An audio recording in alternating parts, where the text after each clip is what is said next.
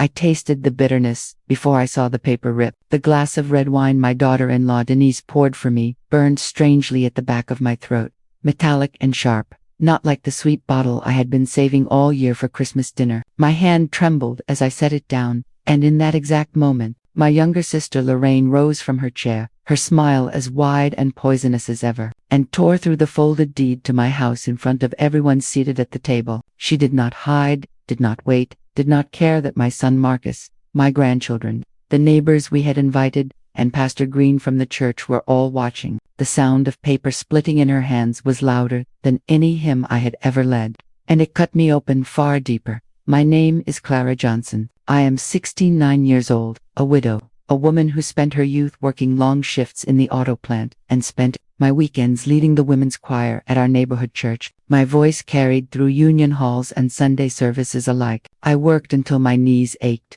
cared for my family until my hands stiffened, and kept my community close even when the world outside ignored us. I believed my sacrifices had weight, that they meant something. But in that room, under the glare of the Christmas lights, I saw how quickly decades of duty could be torn in two. Lorraine, my younger sister by 5 years, always envied that people looked to me instead of her. When we were children, I sang the solos while she hummed in the background. I kept her secrets when she faltered in school. I shielded her when neighbors whispered about her recklessness. I even helped pay her rent when she couldn't hold down a job. But none of that mattered as she held up that shredded paper and declared with her chest full of triumph, "This house was never yours to keep. You're not fit to hold on to it." Denise, my son's wife, stood close behind her with that same syrupy smile she always used when pretending to be kind. She placed her manicured hand on my grandson's shoulder, as if to say she was the true matriarch now. Denise had moved into my kitchen, into my recipes, into my rocking chair even, acting as though she owned the rhythms of this family. I had tolerated it for peace.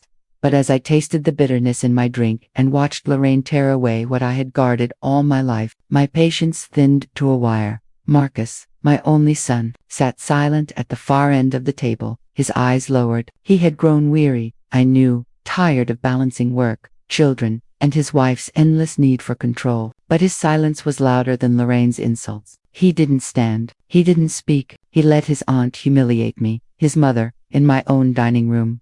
I pushed back my chair, my heart pounding not just from the wine's strange aftertaste but from the humiliation prickling through me. "You think you can erase me in front of my own blood?" I said. My voice, though hoarse, carried the authority that had once led dozens of women in harmony. But Lorraine only laughed, tossing the scraps of the deed onto the table like confetti. "Erase you," she said. "You're already fading. Look at you forgetting things, stumbling, drinking when you shouldn't. Everyone here knows you're not the woman you used to be." Her words were sharpened with precision, aimed at the place every aging woman fears, the slow suspicion that others see her as weak, unstable, irrelevant. Pastor Green, young and slick in his fitted suit, sat at the side shaking his head as though disappointed. He was new to the pulpit, only in his early 40s, and eager to modernize everything, even our hymns. His eyes avoided mine, but his silence sided with Lorraine. I steadied myself on the edge of the table. The quilt my grandmother had sewn lay folded on the sideboard, a symbol of every generation that had survived segregation, redlining, and the factory strikes. That quilt had been present at births, funerals, Sunday dinners, and even protests. My hands itched to reach for it, to remind them who I was, but Lorraine's laughter drowned me out, and Denise's careful hand poured me another glass as if daring me to drink again. Inside, I replayed every year of sweat and sacrifice, the decades of standing on concrete floors at the plant, the late nights nursing Marcus's fevers, the Sunday mornings raising gospel songs that lifted people through despair. My life had been spent giving, protecting, preserving, and here I was, accused of losing my mind, stripped of the home I had fought to keep through layoffs and foreclosure notices. I caught heralds, I threw the crowd. My neighbor of 30 years, once a fellow union man, sat stiff in his chair. He said nothing, but I recognized the flicker of recognition in his eyes. He knew what Lorraine had just done was more than petty rivalry, it was theft of dignity. Still, he stayed quiet, as if unsure his voice could make any difference against the rising tide of my sister's lies. The room had grown restless. My grandchildren shifted uncomfortably in their seats, whispering, eyes darting between their father and their aunt. Denise leaned down, whispering sweetly into my grandson's ear. Words I could not hear but saw shape on her lips. Don't listen to her. I forced myself to stand taller. This house is mine, I said, my voice cracking only at the edges. Every brick was paid for with my sweat. Every corner holds my prayers. You can rip paper, Lorraine, but you cannot rip truth. Her smirk widened. She stepped forward and placed the torn pieces into my glass of wine. The red liquid swallowed them, the ink bleeding out like blood into water. Then drink to it, she said. Gasps rose from the table. Marcus finally lifted his eyes, but his mouth remained closed. Pastor Green cleared his throat but said nothing of substance. Harold's hand twitched on the tablecloth, but he did not move. Everyone seemed bound by some invisible weight. Unwilling to challenge Lorraine's performance, the bitterness in my mouth lingered. But a different bitterness was rising deeper in my chest. They wanted to see me stumble, to confirm their whispers. They wanted me to sit down, stay silent, and fade into the background while others rewrote my story. I looked at my sister, my son, my daughter, my pastor, and even the children staring at me with wide, uncertain eyes. And in that moment, I understood the danger was not just Lorraine's cruelty or Denise's manipulation. The true danger was the ease with which silence allowed lies to harden into truth. I reached for the quilt, pulling it across my shoulders as though it were armor, my grandmother's stitching pressed against my skin, every thread carrying history they could not tear away. Lorraine's laughter still rang in my ears, Denise's smile still cut like glass. Marcus's silence still hollowed my chest, but I stood steady, my body refusing to crumble. Christmas lights twinkled around the room, their cheer mocking the chill that had settled in my bones. I felt the weight of 70 years press against me, yet also the pulse of every hymn I had ever sung. They thought I was weak, thought I was fading, thought I was alone. They would learn soon enough that even bitterness could be swallowed and turned into strength. I did not drink again. I did not sit back down. I let the silence stretch until Lorraine's smirk wavered just a little, until Denise's hand shifted nervously on my grandson's shoulder, until Marcus lowered his eyes again in shame. The room had changed, and so had I. I knew then that this Christmas would not end in carols and desserts. It would end in battle. And the first shot had already been fired. After Christmas dinner, the house smelled of pine and roasted ham, but nothing felt warm. The scraps of the deed still floated in the punch bowl where Lorraine had tossed them, and I could not forget the bitter taste of the wine Denise poured. My son Marcus came the next morning to check in. He leaned against the doorframe with his tie half listened, his eyes tired, his voice too calm, as if I were a patient and he, the doctor. He spoke slowly, asking if I had slept, if I remembered to lock the door, if I had taken my pills. I told him I had, yet I saw it in his eyes. He did not believe me. Marcus is 40, my only child, the boy I raised on my own after my husband passed, the child I carried through sickness and fed when the cupboards were bare. Now he looked at me the way a man looks at a stranger who may cause trouble. I offered him coffee, and he shook his head, already glancing at his watch. His questions were not love, they were an evaluation. Denise appeared from the kitchen with my rocking chair beneath her, dragged out to the porch like it was hers to use. She settled into it, my grandson in her lap, and hummed a tune I recognized. It was the lullaby I had written for Marcus decades ago, the same melody I used to keep him asleep through the long nights when factory shifts broke my body. Denise rocked the baby and said with a smile, "He only sleeps when I sing it." Marcus laughed lightly and kissed her on the cheek as though it were the sweetest thing. I sat frozen, my song, my chair, my grandchild all claimed by someone else, while my own son watched and approved. I asked Denise where she had put my pill box. She reached into her handbag and held it up with a grin. "I organized it for you," she said, each compartment filled differently than I remembered. When I took it back to check, the labels were swapped. Morning pills in evening slots, blood pressure medicine mixed with sleeping tablets. I pointed it out, and she gasped with false innocence. "Oh, Clara, I must have made a mistake. Good thing you caught it." Her tone dripped with condescension. Marcus nodded as if Denise had done me a favor. I held the box close, the weight of it heavier than it had ever felt. Medicine is trust, and mine had been tampered with. I looked at Marcus, but he didn't see what I saw. He only saw an aging woman complaining. He reminded me gently to let Denise handle things so I could rest. The word stung. Rest was for the weak, for the forgotten. The neighborhood came alive that afternoon. Children played on the snowy sidewalks, and Harold, my neighbor for 30 years, waved from across the street. He carried groceries in both arms, but his eyes lingered on me longer than usual. He had heard something. I knew. Word travels fast when family matters spill into holiday gatherings. I waved back, but my hand shook. Not from age, but from rage contained. Marcus spent the day checking through drawers and cabinets, as though verifying something. He asked where the bills were, where the insurance forms were kept, and whether I had written down passwords for the utilities. He did it under the guise of helping, but I knew the truth. He was preparing for a day when he would not trust me to manage my own life. I told him I had it under control, but he smiled sadly, like a man humoring a child.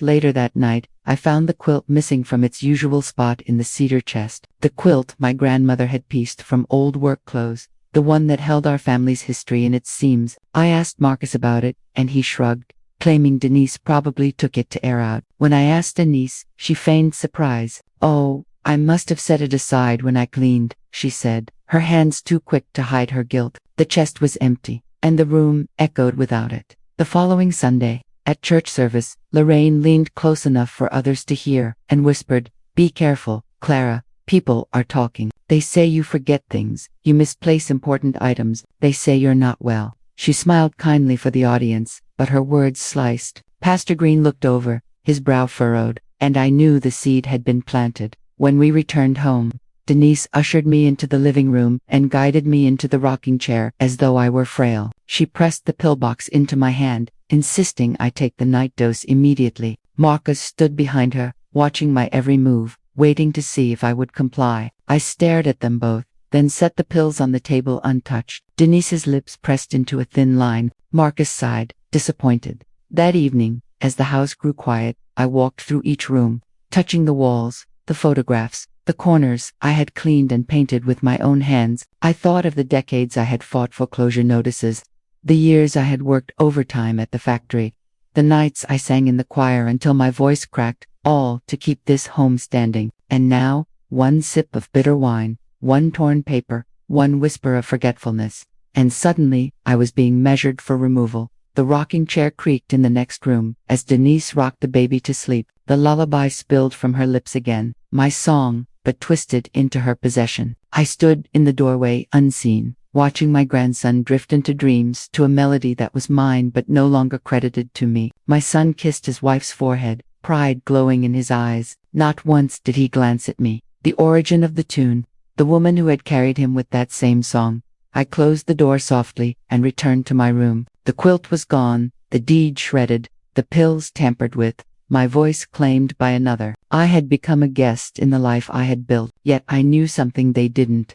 I was not fading, I was watching, and I was remembering every detail. The snow outside muffled the city's noise, but inside my chest, a storm brewed. They thought I was old enough to silence, fragile enough to manipulate, tired enough to surrender. They were wrong. They had mistaken patience for weakness. They had mistaken my silence for defeat. I lay awake that night, listening to the creak of my rocking chair in the other room. It no longer carried me, but it carried my resolve. They would not strip me away without a fight. Sunday morning came with icy air that stung my lungs, yet I dressed myself carefully and walked to church. The sanctuary had always been my refuge, the place where my voice mattered, where the hymns I led bound us together through decades of hardship. But when I stepped inside, I felt something colder than the winter air. People's eyes slid past me. Conversations hushed when I walked by. The choir rehearsed without me. My seat in the front row was occupied by Lorraine, dressed in a crimson suit far too loud for worship. Her smile stretched wide as if she had conquered territory that was once mine. Pastor Green stood at the pulpit, younger than my own son, his words smooth as polished glass. He spoke about renewal, about bringing fresh voices to tradition. He praised Lorraine's dedication, called her a guardian of heritage, and thanked her for preserving the memory of our choir's history. He did not say my name once. I had been caressing those hymns for 40 years, training young women to lift their chins and sing until the rafters shook. And yet I had become invisible in his version of events. I rose and asked, steady but firm, what about the founders who carried these songs through struggle? What about the ones who kept the choir alive when the lights went out, when the bills were unpaid, when voices cracked from exhaustion? My words echoed in the sanctuary. Pastor Green's eyes flicked toward Lorraine before returning to me. Sister Clara, he said, his tone coated with courtesy that cut deeper than open disdain. We must be honest with ourselves. Some members mismanaged resources, some reputations suffered. It is better to look forward than to dwell on mistakes. He paused, letting the weight of the implication fall. I heard murmurs ripple through the congregation. They thought he meant me. I stood frozen, not because his words were true, but because of how icily people believed them. Lorraine lowered her eyes modestly, her hands folded like a saint's, while the corners of her mouth twitched with satisfaction. She had prepared this moment, laying the ground for weeks, whispering doubts into ears, until even Pastor Green's sermon bent her way. After service, I tried to greet old friends, but they avoided my gaze. Mothers I had taught in Sunday school years ago clutched their children's hands and turned quickly. Men who once marched with me at union rallies now looked through me as if I had turned to smoke. My name had become dangerous to speak. On my walk home, Harold intercepted me. He carried a brown paper bag of groceries, his coat buttoned against the wind, his face marked with hesitation. Harold had worked alongside me at the auto plant, our voices blending in protest chants during the strikes of the 70s. He had seen me lead the women's choir at union meetings, my songs becoming the heartbeat of our cause. "Clara," he said quietly, glancing around as if someone might overhear. "They're rewriting the past. I've heard it in meetings, in the way Green speaks. They're saying Lorraine held the choir together, that you mishandled money meant for the church fund." He looked at me directly then, shame and anger flickering in his eyes. "I know that isn't true." "Then why don't you say it?" I asked. My voice cracked, not from weakness but from fury pressed tight. Harold shifted the bag from one hand to the other. "I have something," he murmured. "Old records, tapes. But it's dangerous to bring them out. People don't want the past opened. They'll come after anyone who challenges the story being told." I stared at him, the cold air biting harder than his words. "They've already come after me," I said. He nodded, then walked away without another word. That evening, Marcus stopped by. His knock was hesitant, his stance uneasy. He didn't sit. He hovered near the door like a visitor in a stranger's house. "Mom," he began, "I heard things at church today. People are saying you've been confused, that you have lost track of funds when you led the choir budget." I laughed, sharp and humorless. "Do you believe that?" He hesitated, and that hesitation was an answer. He rubbed the back of his neck. "It's not about belief. It's about perception. If people think you're slipping, maybe it's better to step back. Let Lorraine and Pastor Green handle things. My voice rose. "They've stolen my name. They've stolen history I built with my own hands, and you stand there telling me to let them."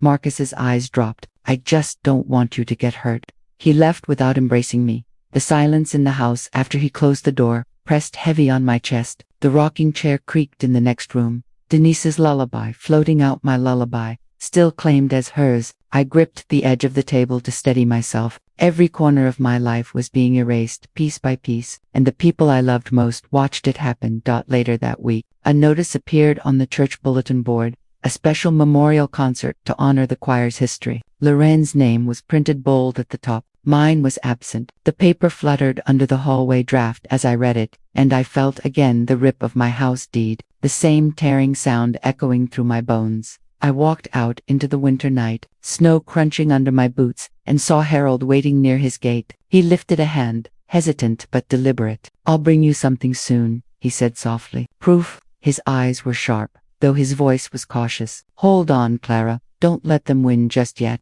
I nodded, though doubt gnawed at me. Lorraine had the church, my son, my daughter-in-law, and now even the history books bending her way. All I had was a rocking chair stripped from my room, a quilt that had vanished, and a voice others were trying to silence. Yet Harold's promise stayed with me, a faint ember in a house gone cold. That night, I lay awake listening to the echo of songs I had taught, songs that no longer carried my name. They thought they could bury me under whispers and sermons, but I had lived too long, worked too hard, and sung too fiercely to vanish so easily. Snow still clung to the streets when my granddaughter Tasha arrived at my door, her headphones slung around her neck and her voice loud enough to fill the hallway. She was 20, brimming with the bravado of youth, a rapper who thought tradition was something to laugh at. I had once sung lullabies into her crib, but now she looked at me with a half-pitying smile, people reserved for the elderly. She carried a folded quilt in her arms, but when she opened it, my stomach turned cold. It was not the quilt I had lost from my cedar chest. This one looked new,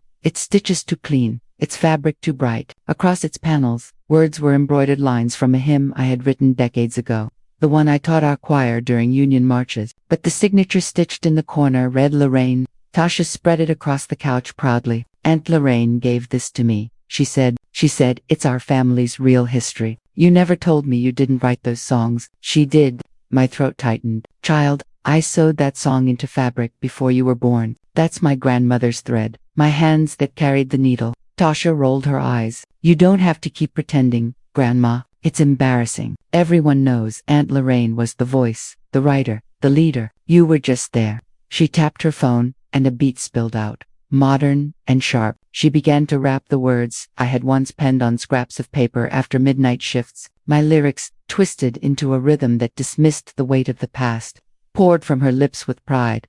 I felt my knees weaken, but I steadied myself on the arm of the chair. Do you even hear what you're saying? Those words were born in sweat and fear. They held men and women together when strikes turned violent, when paychecks were stolen. I was there. Tasha shook her head as though brushing dust from her shoulder. You're stuck in the past. Lorraine told me you've been mixing things up, forgetting details. She's the one who preserved it. She's the one making sure we have something to build on. The air in the room grew heavier than winter. My own granddaughter stood before me, quilt in hand, my legacy altered and branded with another name. She had been poisoned not with wine, but with lies. That evening, Marcus stopped by, his voice carrying the weight of Denise's influence. He looked at the quilt spread across the couch and smiled faintly. It's beautiful. Ma Loren's got a gift, I snapped. That is my gift. That is my work. His brow furrowed. Why make it a fight? Lorraine's helping the family remember. Maybe it doesn't matter who wrote what.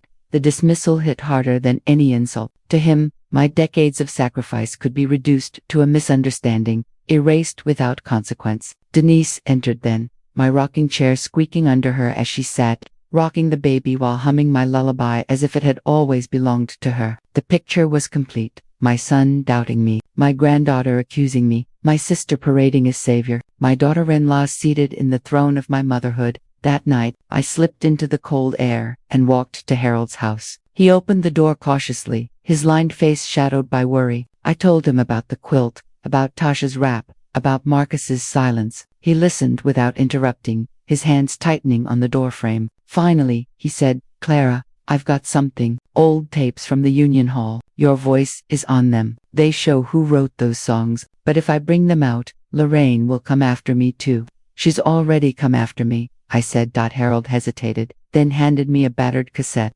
Its label fading, the spool inside still intact. Keep it safe. More are hidden. This one's enough to prove you were there. I held it close, the plastic case cold in my palm but warmer than any embrace I had felt from my own kin in weeks. When I returned home, Tasha was sitting on the porch steps, the quilt draped over her shoulders, humming along to her own beat. She looked at me as if daring me to challenge her. Grandma, she said, Lorraine wants me to perform this at the memorial concert. She says it's time to honor the truth.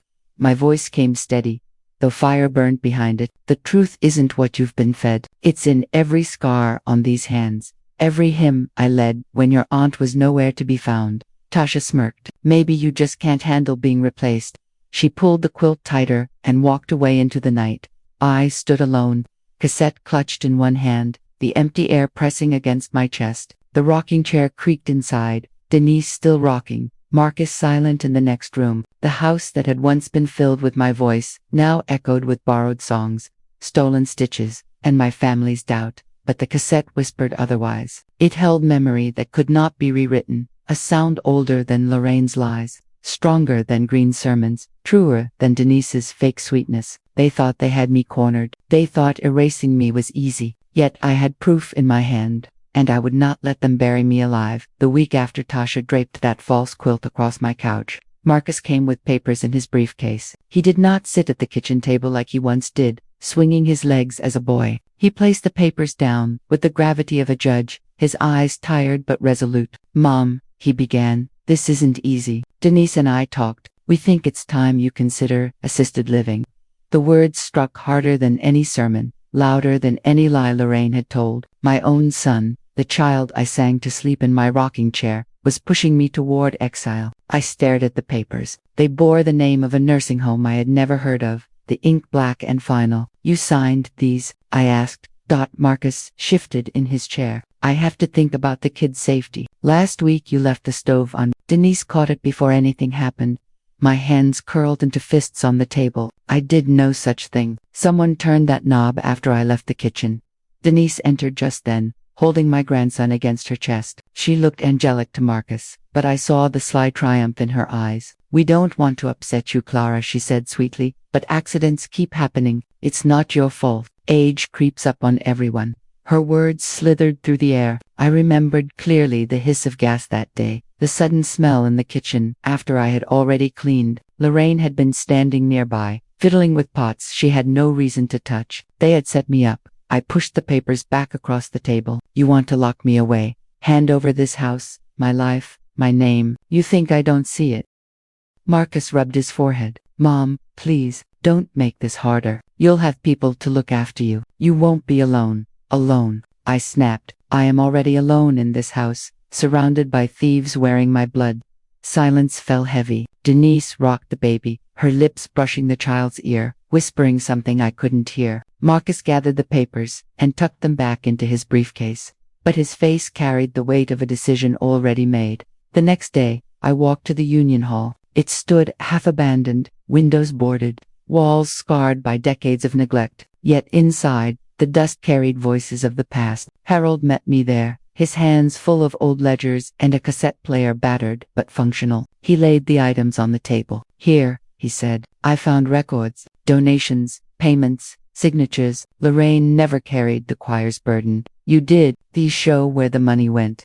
Who kept it alive? And this tape, listen. He pressed play, and my younger voice filled the room, strong, unshaken, leading chants during a strike. The same melody that Lorraine now claimed. I closed my eyes, hearing the echo of steel drums, feet stomping, men and women, rising as one. Tears pricked but did not fall. My history was here, alive in magnetic tape and ink-stained paper. Harold placed a hand on mine. They're trying to erase you, Clara, but this proves the truth. Keep it safe. Use it when the time comes.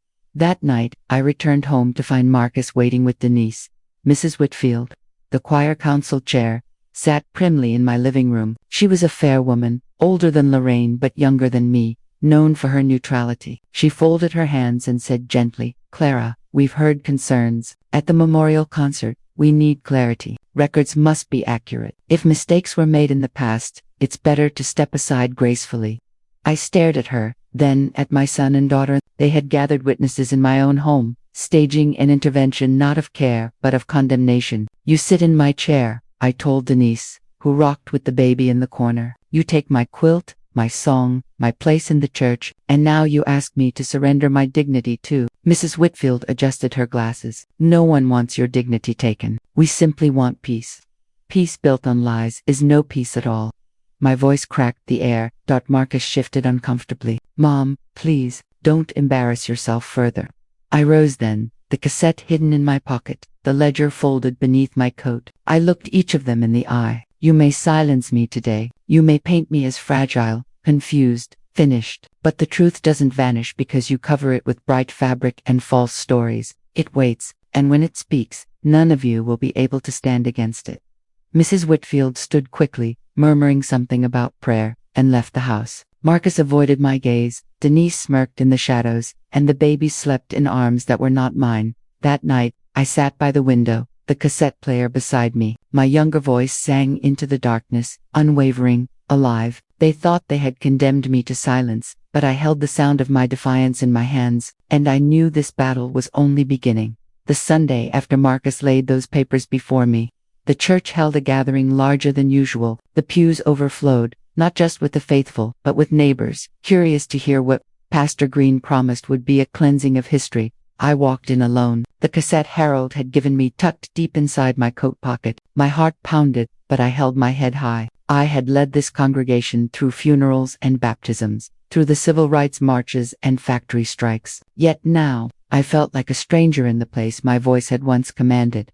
Pastor Green's sermon began with talk of honesty, of setting aside myths to embrace clarity. His words rolled smooth, rehearsed, each one designed to pierce me without calling my name. Then Lorraine rose from the front row, her crimson suit shining beneath the stained glass. and walked up to the pulpit as though she had earned that place. She unfolded a sheet of paper and began reading a story. It was my story, rewritten. She claimed she had been the one who rallied the choir during union disputes, the one who stitched words into fabric that carried us through decades of struggle. She painted herself as the keeper of heritage, the voice of resilience, the author of the very songs I had bled for. The congregation murmured approval, clapping softly, nodding at her words. My name was not spoken once. When she finished, Green embraced her like a prophet, returned. My hands trembled against the pew, not from weakness, but from fury, barely contained. I rose to speak, but Green lifted his hand. Please, Sister Clara, he said, his voice dripping with false compassion,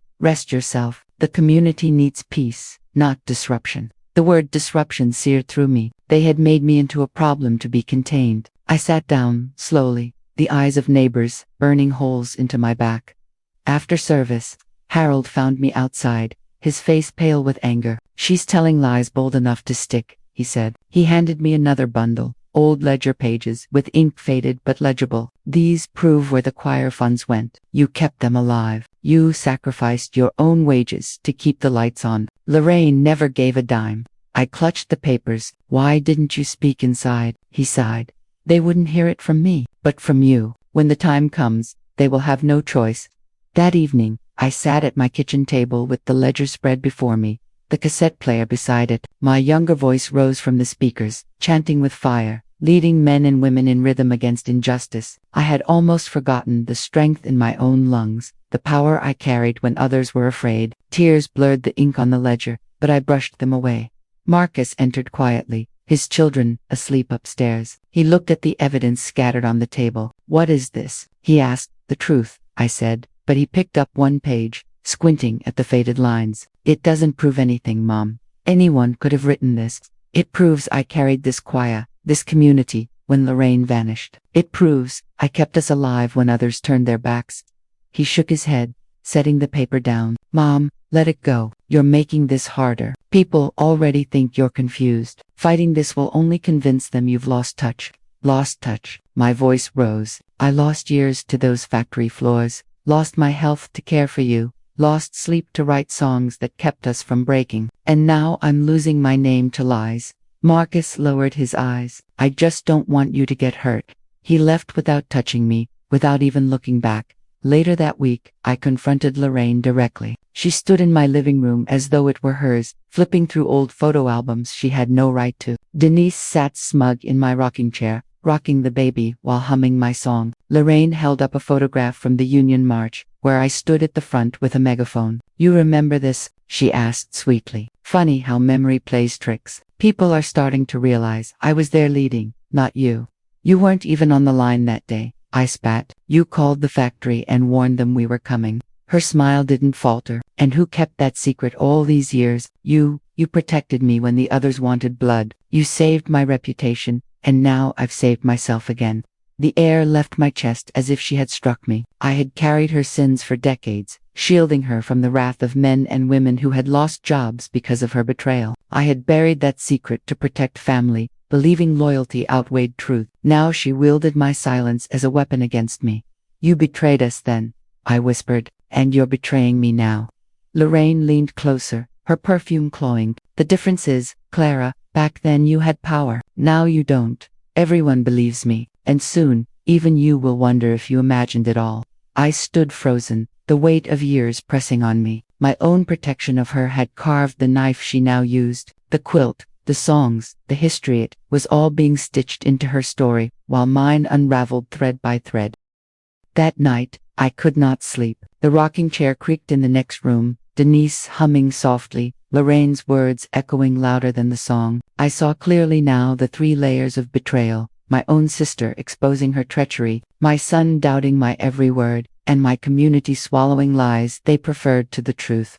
But in the darkness, the cassette clicked softly, the tape reaching its end. My younger voice lingered in the silence. It reminded me of who I was, not what they called me, not what they erased, but what I carried still. Proof rested in my hands, not just of my past but of my endurance. They thought I was finished. They thought they had stripped me down to silence, but they had only awakened what I had buried too long. If I had protected Lorraine once, It was out of mercy. This time, there would be none. The night of the youth showcase. I walked into the community center with a heaviness I had not felt since the day I buried my husband. Children lined the halls with their families, chatter buzzing, music leaking from speakers. At the far end of the stage, I saw Tasha, my granddaughter, dressed in gold sneakers and a jacket covered in patches. Her friends hyped her up, and she flashed the crowd a smile that was more weapon than joy. She spotted me in the back row and her eyes narrowed, daring me to witness what was about to unfold. The announcer called her name. She bounded onto the stage with the quilt draped over her shoulders like a royal robe.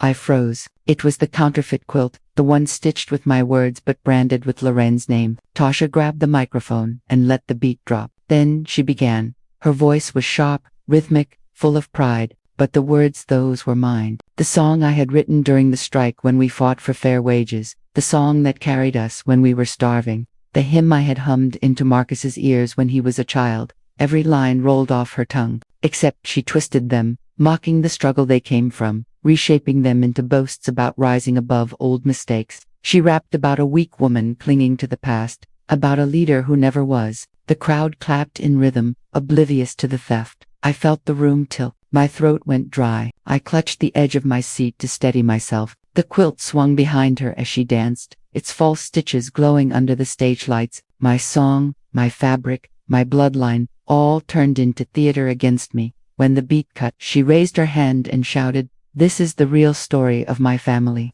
This is the truth my Aunt Lorraine preserved when others tried to steal credit." She looked directly at me, her voice echoing, and the crowd cheered. I stood, unable to stop myself. "Tasha," I called out, my voice breaking through the noise. "Those are my words. That quilt was sewn by my hands. Those songs were carried by my breath." The crowd hushed, whispers spreading. Tasha tilted her head, smirking into the microphone. "Grandma, you should sit down before you hurt yourself. You've been confused for a long time."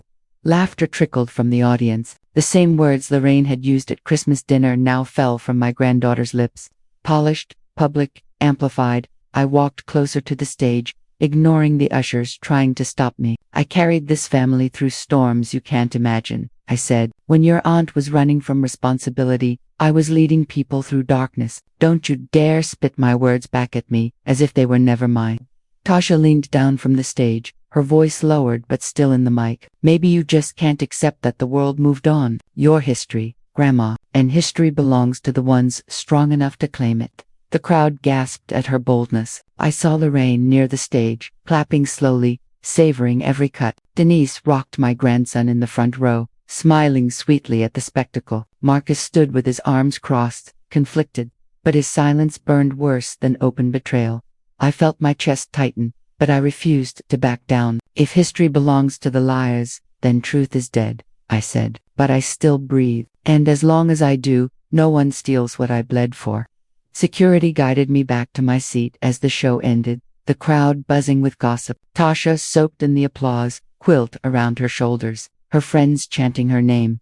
After the showcase, in the hallway crowded with families, she approached me. She pulled off the quilt and let it hang loosely from her arm. "Grandma, I don't want to fight you," she said, her voice less defiant, almost uncertain. "But Lorraine's version makes sense. She gave me something to stand on. You never gave me that." I steadied my breath. "I gave you more than fabric. I gave you my time, my love, my music, but you were too busy chasing noise to hear it." Her jaw tightened, but her eyes flickered with something doubt, maybe, or guilt. Still, she walked away with the quilt in her grip. That night, I sat in my kitchen with Harold, who had come after hearing the commotion. He shook his head, setting his worn hands on the table. "They've turned your own blood against you," he said. "They've turned my song into a weapon," I replied, the cassette player resting beside me. I pressed play, and my younger voice filled the room again, strong and undeniable. "But proof doesn't care about applause. Proof endures." Harold leaned in. "Then you need to be ready. They'll try to silence you at the memorial concert. Green, Lorraine, Denise, they're all working together. But if you have the courage, we can make them hear the truth." I looked at the quilt's empty spot in my chest, at the rocking chair Denise had claimed, at the photo albums Lorraine had flipped through, at the papers Marcus had signed. They thought they had stripped me down to nothing, but they didn't understand. I still had my voice, and I intended to use it. The memorial concert arrived on a cold evening. The kind of night when breath hangs in the air like smoke and silence lingers just before music begins. The church hall had been transformed into a grand stage, lights rigged overhead, pews replaced by rows of folding chairs packed with neighbors, co-workers, and choir members, past and present. Banners hung with Loren's name embroidered boldly across them, while mine was nowhere to be seen. I walked in slowly, my cane tapping against the floor, though I didn't need it. I used it for presence, for steadiness, in the sea of stares that followed me down the aisle. Marcus and Denise sat near the front, their children wriggling beside them. Marcus avoided my eyes, his jaw tight, while Denise whispered something in his ear, her hand resting possessively on his knee. Tasha stood backstage, quilt still draped around her like a uniform, her head bobbing to the beat of a track playing faintly from her phone. She didn't look my way. Lorraine swept through the room in a gleaming gown, every step deliberate, as if she were already crowned. Pastor Green introduced her with booming reverence, calling her the voice that preserved our community's strength.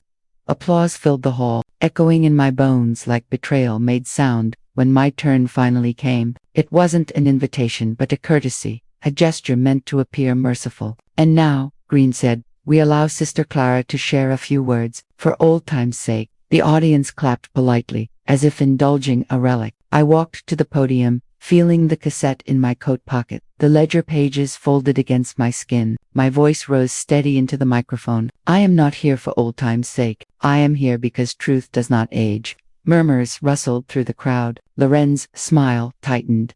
I opened my mouth to continue, but the sound cut off. The microphone went dead. Static fizzled, then silence. I tapped it, tried again, but nothing. Behind me, Green gestured smoothly to the sound booth, pretending to fuss with controls. The crowd laughed uncomfortably, some shaking their heads. Lorraine stepped forward, laying a hand on my shoulder as though she were comforting me. Her voice rang out, clear and amplified. "Don't worry, Sister Clara. Sometimes our elders forget where they are. Let's remember her fondly for her years of service, even if her memory falters." Laughter rippled again, sharper this time. I stood frozen, my throat burning, my words trapped in my chest. The humiliation was orchestrated, perfect in its cruelty. They had not only stripped me of my name, my history, my quilt, and my chair, they had stolen my voice in the very moment I tried to reclaim it. I looked at Marcus. For a fleeting second, I thought I saw something in his face, a flicker of doubt, a shadow of guilt. But he said nothing. Denise patted his arm, keeping him still. I stepped back from the podium, my hands trembling. Harold, seated near the aisle, caught my eye. He nodded once, firmly. "Hold on." His lips formed the words without sound. The choir began to sing, led by Lorraine, their harmonies swelling with songs I had written, credited to her. Each note stabbed deeper. My granddaughter joined in, rapping between verses, weaving my words into a performance that turned history into spectacle. The audience clapped, stomped, shouted praise. I slipped back to my seat, the cassette still in my pocket, heavy as stone. My throat ached with words unspoken. Around me, neighbors I had served meals with, sung beside, marched beside, leaned toward each other whispering, their eyes darting at me with pity or suspicion. The rocking chair had been dragged onto the stage as a prop. Lorraine's idea of honoring heritage. Denise had suggested it. I knew. They had taken the chair I once held Marcus in, the seat where I stitched the quilt, and set it there as if it belonged to them. I stared at it, my jaw tightening, my chest rising and falling with fury. The music built to its climax, and Lorraine lifted her arms as though anointing herself. She beckoned Tasha forward. My granddaughter stepped into the spotlight, raising her fist, quilt trailing behind her. She began her rap again, the one that mocked me, that called me confused, that crowned Lorraine as savior. The audience roared approval. I rose from my seat, my voice, though unamplified, cut through the noise. "That is my song, that is my quilt, that is my chair." The room stilled for a heartbeat, then erupted in laughter, louder than before. Green raised his hands to calm them, his tone dripping false kindness. "Please, Sister Clara, rest yourself. You've given us enough tonight." I looked at Marcus one last time. His lips parted, but Denise gripped his arm, shaking her head. He remained still. I turned toward Harold. He placed his hand on the satchel at his feet where more tapes lay hidden, his eyes meeting mine. "Not yet," they said. "Wait for the moment." I sank back into my seat, the weight of humiliation pressing down, but under it all, Beneath the silence they forced upon me, a flame burned. They had taken everything, yet the truth was patient, and soon it would roar louder than their lies. The hall was still buzzing with laughter from the silence. They forced on me when Harold rose from his chair. His hands shook slightly, but his voice was steady. "Enough," he said, pulling a cassette player from his satchel. The room hushed. Curious, he pressed play. My younger voice burst out, rich and unbroken, leading chants from the strike, the same hymn Lorraine had claimed as her own. Gasps rippled through the audience. Men and women who had been there, who had marched beside me, lifted their heads in recognition. Lorraine's smile faltered. She strode toward Harold, but Mrs. Whitfield intercepted her. "Let it play," she commanded, her voice carrying authority. The tape continued, my words, undeniable, echoing through the rafters. Then Harold pulled another item from his bag, the quilt, the real quilt, worn and frayed, smelling faintly of cedar. He spread it wide across the stage. Its stitches bore my grandmother's thread, my mother's patches, my own careful repairs. The initials in the corner spelled my name, not Lorraine's. The audience rose to their feet, craning to see. Denise tried to hush the crowd, rocking the baby faster in my chair. But someone, an older choir member, stood and pointed. "That's Clara's rocking chair. We all know it." Murmurs swelled into shouts. The truth spilled faster than Lorraine could contain. Mrs. Whitfield raised her hand. "This is the record. Clara's songs, Clara's stitches, Clara's chair. This community stands on her shoulders." Marcus pushed forward, his face pale. He looked at me, then at the evidence spread across the stage. Slowly, he sank to his knees before me. "Mama," he whispered, loud enough for the room to hear, "I was wrong." His voice cracked. "I let them poison my mind. I let them make me doubt the woman who raised me. Forgive me." The hall fell silent except for the creak of the rocking chair as Denise fled from it, humiliated. Lorraine shouted, her voice shrill, but no one listened. Green tried to restore order, but his microphone squealed with static. Useless. I walked to the stage. My legs felt heavy, but I climbed the steps without help. The quilt lay before me, the chair waiting, the cassette still spinning. I lowered myself into the seat, the wood familiar beneath me, as if it had been waiting. I took a breath and began to sing. My voice trembled at first, but the hall grew still. Then it steadied, warmed, filled the space like it had decades ago. One by one, voices joined, first the old choir members, then neighbors, then even those who had doubted. The song rose, swelling into harmony, until the roof itself seemed to vibrate. I closed my eyes, carried not by bitterness, but by the truth finally spoken aloud. When the last note faded, I opened my eyes to see Lorraine standing alone, her face contorted in rage, while the crowd turned their backs on her. Tasha had tears in her eyes, the quilt slipping from her shoulders. She approached slowly, laying it in my lap. "Grandma," she whispered, "I didn't know. I thought I was honoring something real. I see now." I touched her hand gently. "You still can." The hall erupted in applause, not for spectacle but for acknowledgement, for the return of what had been stolen. And in that moment, I felt no need for revenge. Justice had come not from courts or fists, but from voices refusing to be silenced. Looking back on everything, I understand something I could not see while I was in the fire. Betrayal doesn't always come like a storm. Sometimes it walks into your kitchen wearing your bloodline's face, sits in your chair, sings your songs, and tells you you're imagining it. And if you're quiet long enough, people will believe them. That's the truth that cut deepest, that my silence, my patience, my choice to protect family, gave them the weapon to erase me.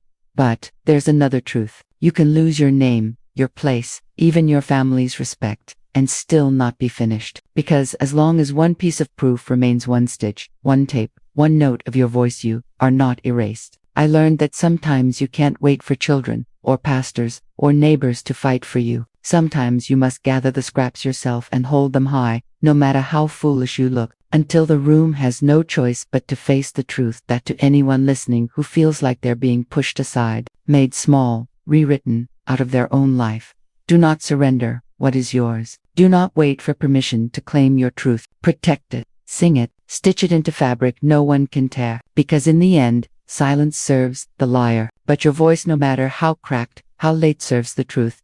If you've walked through fire like me, then you already know you're stronger than they counted on. Hold on to that. And if my story spoke to you, stay with me. There are more stories, more voices waiting to be heard. Subscribe, and we'll face them together.